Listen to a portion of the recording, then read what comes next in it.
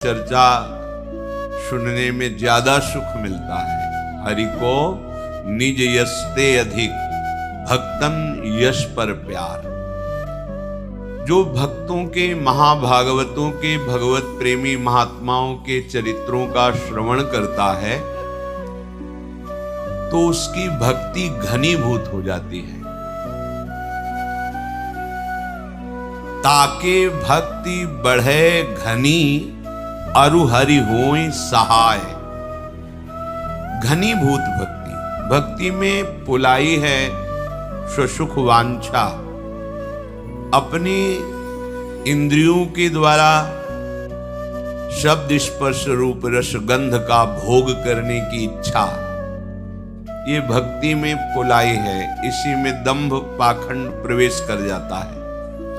पर जब हम महाभागवत भक्तों का चरित्र श्रवण करते हैं तो ये पुलाई नष्ट हो जाती, छिद्र नष्ट हो जाते हैं, घनीभूत भक्ति होती है।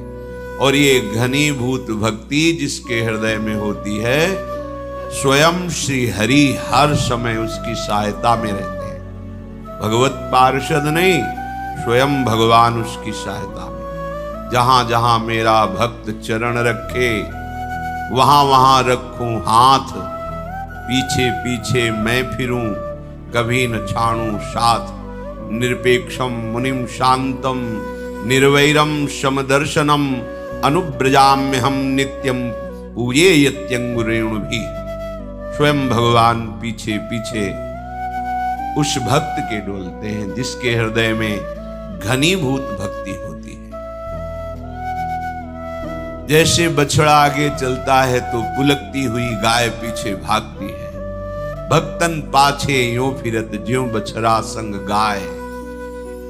बस हमारी भक्ति में रंग आ जाए, अनुराग रंग आ जाए, हमारी भक्ति घनीभूत हो जाए। जो हमारे अंतःकरण की मलिनता पूर्व पापाचरण के कारण है और हर समय विक्षेप बना रहता है भजन में, वो पाप प्रवृत्ति अंदर जो मूल में वासना रूप से बैठी है, इन सब का विनाश भक्तों की कृपा से हो जाता है। अजहू सोच विचार के गई भक्तन पद ओट, हरि कृपाल सब पाछली क्षमी है तेरी खोट। विचार करके देख लो, तुम्हारे बनाए तुम्हारी बनने वाली नहीं। तो तुम भक्तों के चरणों की ओट ले लो, तो जो तुम्हारे पूर्व के कर्म तुम पर आक्रमण करने के लिए तैयार है, बच जाओगे। और हरि ऐसी कृपा करेंगे, पीछे सारे कर्म संस्कारों को भस्म कर देंगे। भक्त चरण धरि भाव तरत भव सिंधु अगाधा। भक्त चरणों का आश्रय लेने वाला सहज में इस अगाध अपार माया में संसार समुद्र से पार हो जाता है। महाभागवतों के चरित्र सुनने से हमारे हृदय में विशाल भक्ति का प्रादुर्भाव होता है। 12 महाभागवतों में भीष्म जी महाराज बड़े ही महामहिम प्रभु श्री कृष्णचंद्र के अनन्य भक्त हैं। और ऐसी सत्यनिष्ठा किसी भगवत स्वरूप महात्मा में ही पाई जाती, अन्यथा नहीं। अमोघ वचन जो निश्चय कर लिया वो प्राणपन से निर्वाह किया, जिनके जीवन में सत्य ही सत्य है। गला प्रसंग सुन रहे थे, शास्त्रों अश्वमेध यज्ञ राजसूय यज्ञ आदि करके तपोधन महाभिष नाम के राजा ब्रह्मलोक को प्राप्त हुए। ब्रह्मलोक सभा में वो विराजमान थे। भगवती गंगा जी पधारी, वायु देवता ने उनके अंचल को खिसकाया, जिससे समस्त वहां विराजमान ब्रह्म सभा में अपनी ग्रीवा झुका ली। पर महाभिष गंगा जी को देखते रहे और गंगा जी महाभिष को। इसलिए ब्रह्मा जी ने दोनों से कहा कि तुमने ये मानुषिक वृत्ति धारण की, ये ब्रह्मलोक सभा में विराजमान के अंदर ऐसी वृत्ति नहीं होती, इसलिए तुम मनुष्य लोक में जाओ, मनुष्य बनो जाकर। पीछे वर्णन किया था कि ये सब गंगा जी का ही रचा हुआ विधान था, क्योंकि अष्टवसुओं ने वशिष्ठ जी के शाप से मनुष्य लोक में जन्मने की बात गंगा जी से प्रार्थना की थी कि मुझे और कोई साधारण स्त्री अपने गर्भ में धारण नहीं कर सकती। हे माँ, आप कृपा करो और मुझे अपने गर्भ में धारण करो। तो गर्भ में धारण करने वाले पिता का चयन ब्रह्मलोक में विराजमान महाभीष्म के रूप में श्री गंगा जी ने किया। वही भूतल पर प्रतीप राजा के पुत्र महाराज शांतनु के रूप में प्रकट हुए ब्रह्मलोकवासी महाभीष्म राजा। यम यम कराभ्याम स्पृशति जीर्णम सा सुखमश्नुते पुनर्युवा च भवति तस्मात् तम शांतनुम विदुः इति तदस्य शांतनुत्वम। बड़े बड़े ब्रह्म ऋषियों ने इनके प्रभाव को ज्योतिष के द्वारा देखा। यम यम कराभ्याम स्पृशति, जिसको ये छू लेंगे हाथ से तो जीर्णम सा सुखमश्नुते, भले उसकी जीर्ण अवस्था हो वो तुरंत जवान हो जाएगा और सुखपूर्वक पूरा जीवन रहेगा। उसे कभी अशांति छू नहीं सकती, परम शांति बनी रहेगी। इसीलिए इति तदस्य शांतनुत्वम, इनका नाम शांतनु रखा गया। बड़े ही प्रभावशाली बाल्यावस्था से ही थे। जब इनकी नौ किशोर अवस्था थी तो महाराज प्रतीप ने अपने पास बैठाल करके कहा कि मुझे जब मैं तपस्या कर रहा था हरिद्वार में तो एक देवी प्रकट होकर मेरे से बात कही थी कि जब तुम्हारा पुत्र यौवन अवस्था को होगा तो मैं समीप जाऊंगी, पर वो हमसे कभी कोई प्रश्न ना करे। वो तुम्हारे कल्याण के लिए है। ध्यान रखना, तुम्हें यदि कभी दिव्य सुंदरी नवयुवती मिले और तुम उसके रूप से प्रभावित हो जाना तो जान लेना ये वही सुंदरी है। पर यच्च कुर्यान्न तत्कर्म सा पृष्ठव्या त्वया नघ मन योगात भजंतीम ताम भजेथा इत्युवाचतम। वो जो कार्य करे कभी प्रश्न मत कर देना, कभी पूछ मत लेना कि तुमने ऐसा क्यों किया। यदि तुम पूछ लोगे तो उसी समय वो तुम्हारे पास से चली जाएगी। मेरी आज्ञा है। वो कौन है, क्या कर रही है, कहां से आई है, कहां को जाएगी, ये कोई प्रश्न तुम्हारे नहीं होने चाहिए। ये मेरी आज्ञा है। ऐसा शांतनु जी को प्रतीप, उनके जो पिता थे, उन्होंने समझाया और उसी समय उनको राज्याभिषेक करके एकांत जंगल में निरंतर भजन करते हुए भगवान को प्राप्त हुए।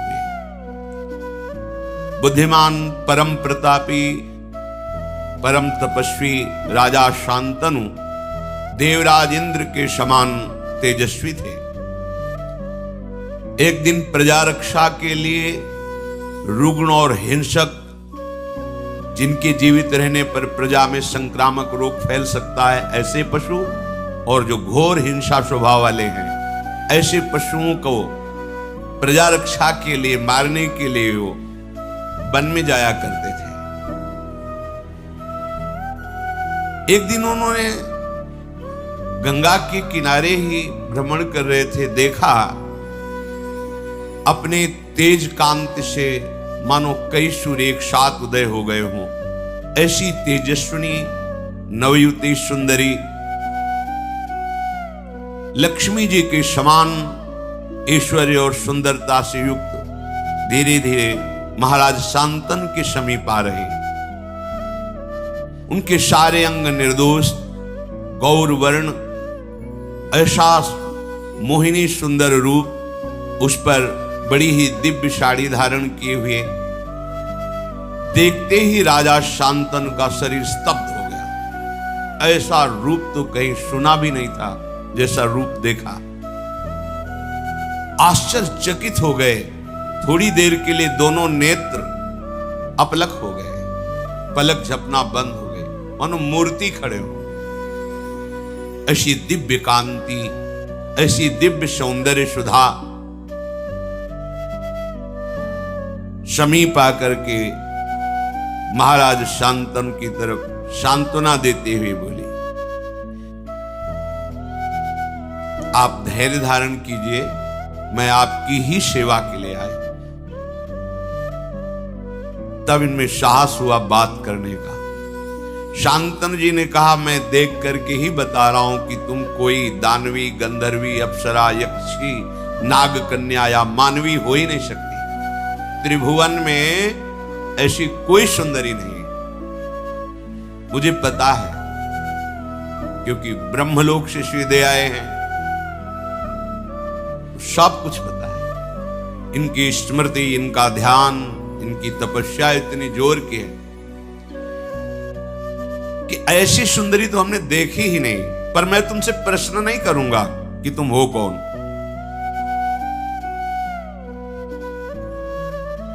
बस मेरी याचना है कि मैं आपका संग चाहता हूं। जब शांतनु जी ने ऐसी प्रार्थना की तो मधुर मुस्कान युक्त महायशस्विनी त्रिपथगामिनी भगवती गंगा जी उनके ऐश्वर्य की वृद्धि के लिए उनसे कहा, यत्तु कुर्यामहं राजन शुभम वा यदि वा शुभम ना तद वारयितस्यामि न वक्तव्या तथा प्रियम।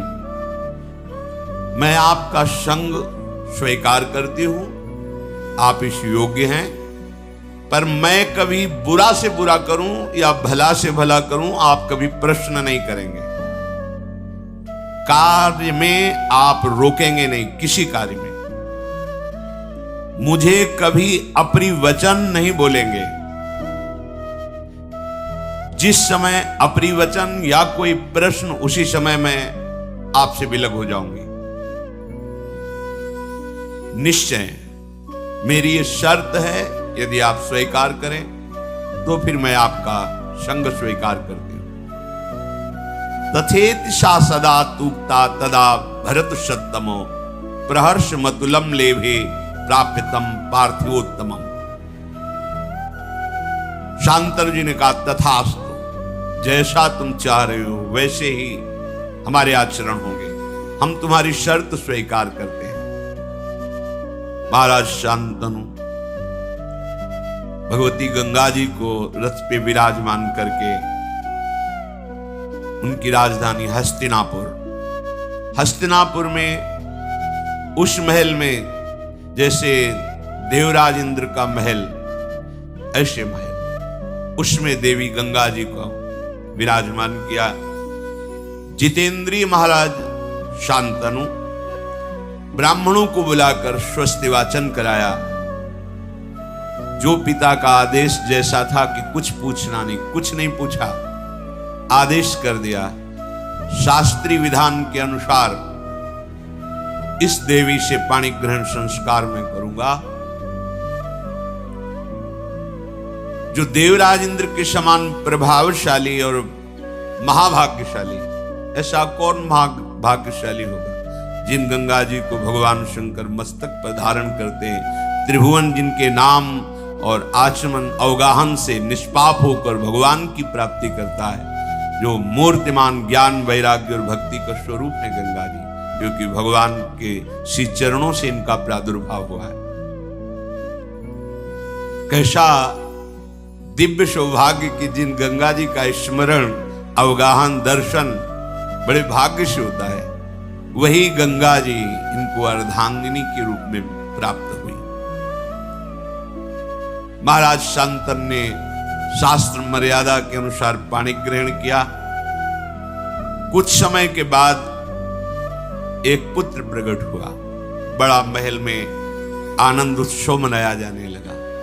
अभी आनंद उत्सव हो ही रहा था कि देवी गंगा जी ने उस पुत्र को लिया और चल पड़ी अपनी धारा की तरफ, और वहां जाकर कहा, ऐ वत्स, तुम्हें पता होना चाहिए तुम वशु हो, वशिष्ठ जी के शाप से तुम मनुष्य लोक में आए हो, मैं तुम्हें ज्यादा यहां टिकने नहीं दूंगी, जाओ तुम अपने वशु स्वरूप को प्राप्त करो। ऐसा कह के अपनी धारा में डाल दिया, तुम्हें मैं शाप से मुक्त करती हूं। और बड़ी प्रसन्न मुद्रा में फिर महल लौटे। महाराज शांतनु भारी असंतुष्टता को प्राप्त हुई कि प्रथम बालक और इसने हत्या कर दी बालक की, पर कुछ बोले नहीं। दूसरा बालक हुआ, वही प्रक्रिया। 7 बालक प्रकट हुए, 7 को गंगा की धारा में प्रवाहित कर दिया जीवित। जब 8वां बालक गर्भ में आया, जेवी लेकर के चले। अथैनामष्टमे पुत्रे जाते प्रहसतीमिव उवाच राजा दुःखार्तः परीक्षन् पुत्रमात्मनः। जेवी चली तो महाराज शांतनु पीछे से, ये क्या तू अमंगल कर रहे, कौन है तू? ऐसी तो कोई मां नहीं देखा हमने सृष्टि में जो प्रकट होते हुए अपने बालक को नष्ट कर दे। मावधि कश्य काशी किम हिनत्सि सुतानिति पुत्रग्नि सुमहत पापम संप्राप्तम ते सुगर्हितम।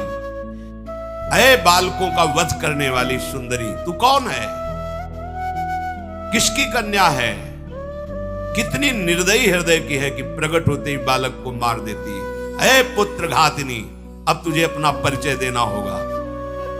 बड़े क्रोध से युक्त होकर मार्ग रोक लिया, कौन है तू?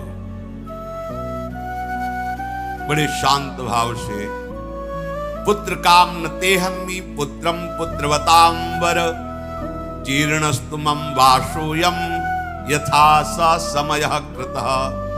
ऐ पुत्र की इच्छा रखने वाले नरेश, तुम मेरा परिचय नहीं जानते, इसीलिए कटु वचन बोल गए। पुत्रवानों में तुम महाभाग्यशाली पुत्रवान हो गए। नहीं मारूंगी इस पुत्र को, क्योंकि तुमने टोक दिया, रोक दिया और मेरी शर्त भूल गए। मेरा समय समाप्त हुआ। जानते हो मुझे, मैं कौन हूं? मैं त्रिपथगामिनी भगवती गंगा हूं, कोई पुत्र घातनी या कोई पापिनी नहीं। हाथ जुड़ गए। गंगा जी बड़े बड़े महर्षियों के द्वारा सेवित मैं हूं। केवल वशुओं का कार्य पूर्ण करने के लिए, उनको गर्भ में धारण करने के लिए, उनकी प्रार्थना से मैं यहां आई हूं। ठीक है, तुमने टोक दिया। ये 8वां पुत्र महातेजस्वी महाभाग देववशु है। वशिष्ठ जी के शाप से 7 तो मुक्त कर दिए, 8वें को तुमने रोक दिया। अब ये यही रहेगा, आजीवन मृत्यु लोक में रहेगा। तुम्हारे सिवाय ऐसा त्रिभुवन में कोई राजा नहीं जो मेरा संग कर सके। तुम वशुओं के पिता हो। मानवीय सृष्टि में ऐसा कोई है नहीं कि इन वसुओं को गर्भ में धारण कर सके। अतः इन वसुओं की प्रार्थना से इनकी मां बनने के लिए मैंने मानव शरीर धारण करके तुम्हारा संग किया।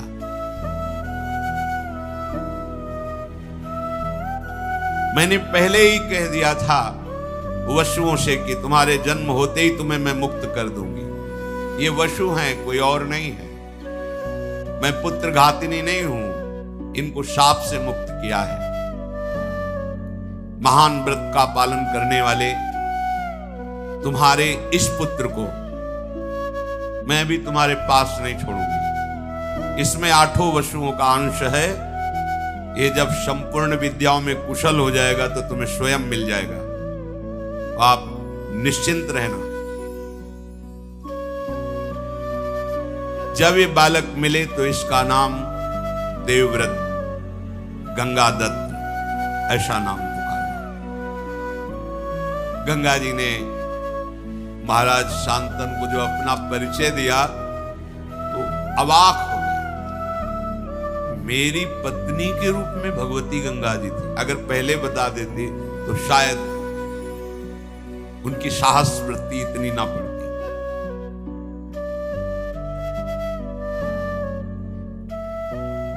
महाराज बहुत उदास हो गए। देखते ही देखते पुत्र सहित गंगा जी अंतर्धान हो गए। सासमा षोडशाष्टौ च चतस्त्रोष्टौ तथा पराः रतिमप्नावन स्त्रीषु बभूव वन गोचरः। 16, 8, 4, 8 36 वर्ष तक गंगा जी के वियोग में वहीं वन में ही अधिक समय व्यतीत करते महाराज शांतनु। वही गंगा जी का ध्यान, उन्हीं का स्मरण, भारी वियोग हृदय में हुआ, क्योंकि जब परिचय मिला तो अंतर्धान हो गई। 36 वर्ष। एक दिन विचरण कर रहे थे, देखा गंगा की धारा प्रवाहित होती हुई रुकने लगी। विचार किया कि ऐसा कैसे हो सकता है। आगे बढ़े तो देखा विशेष रूपवान, बलवान, आचारवान, तेजस्वी एक बालक अपने धनुष में प्रत्यंचा चढ़ाकर बाणों से गंगा की धारा को रोक दिया। लौकिक अलौकिक समस्त अस्त्रों की कलाएं उसमें विराजमान हैं। बल, धैर्य, वीर, पराक्रम, महारथी वीरता, ये सब उसमें झलक रही। महाराज शांतनु ने देखा। महाराज शांतनु इतने आकर्षित हो गए, उन्हें पता नहीं कौन है। जब नजदीक की तरफ बढ़े तो बालक देख के ही अंतर्धान हो गया। बड़े विस्मय में पड़ गए कि ऐसा तेजस्वी बालक अभी तक हमने नहीं देखा, जो बाणों से गंगा की धारा को रोक दे।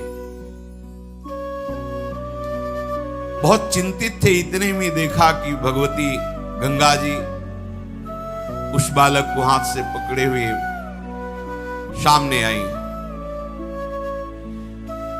बड़ा दिव्य रूप पहले से भी अधिक प्रकाशित गंगा जी का है, क्योंकि इनके संग के लिए ही अपने रूप की गरिमा को कम किया था, तब ऐसा रूप था। आप तो दिव्य रूप गंगा जी का, दिव्य अलंकारों से विभूषित देवी गंगा उस बालक को सामने लाई और कहा, ये वही आपका 8वां पुत्र है जिसके लिए आपने मुझे कटु वचन बोले थे, रोका था और मैं लेकर के अंतर्धान हुई थी। पुरुष सिंह त्रिभुवन में इसके समान कोई अस्त्रवेत्ता नहीं, शास्त्रों का ज्ञान रखने वाला और शस्त्रों का ज्ञान रखने वाला। इसे मैंने बड़ी दिव्यता से पालन पोषण किया है। यह अब आपका पुत्र है। ये महर्षि वशिष्ठ से 6 अंगों सहित समस्त वेदों का अध्ययन करके ब्रह्मबोध हो चुका है। महाराज वशिष्ठ जी योग वासिष्ठ नामक पूर्ण ब्रह्मबोध कराने में समर्थ ग्रंथ है योग वासिष्ठ। ये अस्त्र विद्या का महान पंडित, महान धनुर्धर और युद्ध में देवराज इंद्र को भी परास्त करने की सामर्थ्य रखने वाला बालक है। देवता असुर कोई भी त्रिभुवन में ऐसा नहीं जो इसके सामने टिक सके। नीति को भगवान शुक्राचार्य जी से हमने शिक्षा दिलाई है और देवदानों वंदित भगवान बृहस्पति जी से इसने शास्त्र ज्ञान प्राप्त किया है। ब्रह्म ज्ञान वशिष्ठ जी से प्राप्त किया है। महाबाहु महात्मा ये पुत्र अंग और उपांगों सहित पूर्ण रूप से प्रतिष्ठित है। जमदग्नि नंदन महर्षि भगवान परशुराम जी का ये शिष्य है। अस्त्र विद्या में उनके समान ही है। मैंने पूर्ण करके इस पुत्र को तुम्हें दिया है। राजधर्म, अर्थशास्त्र, मोक्ष धर्म, समस्त धर्मों का ये महान पंडित है, ज्ञानी है। जाओ, ये तुम्हारे कुल की कीर्ति का वर्धन करने वाला होगा। अभी कुछ बोल ही नहीं पाए थे, महाराज शांतनु की देवी गंगा अंतर्धान हो गई। गंगा जी की आज्ञा शिरोधार करके महाराज शांतनु सूर्य के समान प्रकाशित होने वाले अपने पुत्र को राजधानी में लाए। हस्तिनापुर अमरावती के समान सुंदर, देवराज इंद्र की राजधानी अमरावती। जे ही संपूर्ण प्रजा को पता चला कि शांतनु का अष्टम पुत्र जो गंगा जी ले गई थी वापस आया है, संपूर्ण प्रजा में आनंद की लहर दौड़ गई। बड़े ही सौम्य स्वभाव महात्मा, गुणवान, ज्ञानी, नीतिज्ञ, शास्त्रज्ञ, शस्त्रज्ञ, ऐसे युवराज को प्राप्त करके शांतनु जी को बहुत सुख हुआ और विद्वान ब्राह्मणों को बुलाकर युवराज पद पर अभिषिक्त कर दिया। अति पराक्रमी पुत्र को प्राप्त करके पिता शांतनु को अपार सुख हो रहा है कि अब मेरा जीवन आनंद में राज्यभार संभालेगा और अपना जीवन में भजन करके समाप्त कर, क्योंकि अब कोई कामना नहीं रह गई। पर सावधान रहना चाहिए, साधक को सावधान रहना चाहिए। हृदय की स्थिति ऐसी होने पर भी कि मेरे पर कोई कामना का प्रभाव नहीं पड़ेगा, ऐसा कभी नहीं सोचना चाहिए। जब तक शरीर में श्वास है तब तक साधक को कभी अपने को सिद्ध समझकर मनमानी बर्ताव नहीं करना चाहिए, क्योंकि जिनके चरणों का आश्रय लेकर तुम चल रहे हो ये उनका प्रताप है। अगर अहम आ गया तो उन्हीं के चरणों की शक्ति से बलवान माया है। माया शक्ति भगवान की है, किसी और की नहीं है। तो परास्त होने में देर नहीं लगेगी। किसी और की होती तो परास्त न कर पाती, पर जैसे मम माया तैसे ममैवांशो, बराबर का खेल है। अगर अहंकार कर लिए तो गिर जाना पड़ेगा, या इतना विश्वास कर लिए कि अब मुझे कोई परास्त नहीं कर सकता। नहीं, यही डर ही डर हरिवंश हित, जिनो भ्रमय गुण सलिल पर, जिह नामन मंगल लोक त्यों, सुहरिपद भजु न विलंब। डरते रहो कभी कोई हमारी वृत्ति को चुरा न ले। जो एक एक वृत्ति हम अपने आराध्य देव श्यामा श्याम के चरणों में समर्पित करते हैं उसे कोई चुरा न ले। महाराज शांतनु पूर्ण काम होकर युवराज पद पर वो विराजमान, और सब शास्त्रों का शस्त्रों का ज्ञान, बड़ी प्रसन्नता है। आगे चलकर ये सम्राट पद पर बैठे। अब वो एकांत सेवन करने लगे। एक दिन उनको ऐसी सुगंध आई कि खींचे चले गए उस सुगंध में, घ्राणेंद्र में 4 योजन तक सुगंध जाती थी, योजन गंधा। खींचते हुए उस सुगंध को लक्ष्य करके जब पहुंचे तो वहां देखा एक नौका में मूर्तिमान मानो सुंदरता विराजमान हो, ऐसे एक देवी विराजमान, श्याम नेत्र है, किशोर अवस्था है। देखते ही महाराज का चित्त जो कह रहा था कि अब तो पूर्णता है, अब कुछ नहीं चाहिए, बदल गया। कश्य तुमश काचासी किंचा भीरु चिकीर्षसी, तुम कौन हो, किसकी पुत्री हो और यहां नाव में कैसे बैठी हो? चक्रवर्ती सम्राट है। खड़ी हो गई आसन से, नाव से प्रणाम किया और कहा, राजन आपका सदैव मंगल और कल्याण हो। मैं निषाद की कन्या हूं और मेरे महामनस्वी निषाद जो पिता हैं वो बिना शुल्क लिए यहां से आने जाने वाले ऋषियों की या जो भी आए जाए निशुल्क हम नौका की सेवा करते हैं। जैसे ये बोला महाराज शांतनु तो बिक गए, शब्द सुनकर, रूप देख करके, क्योंकि यही भगवान श्री कृष्णोदय पायन व्यास देव जी की माता है।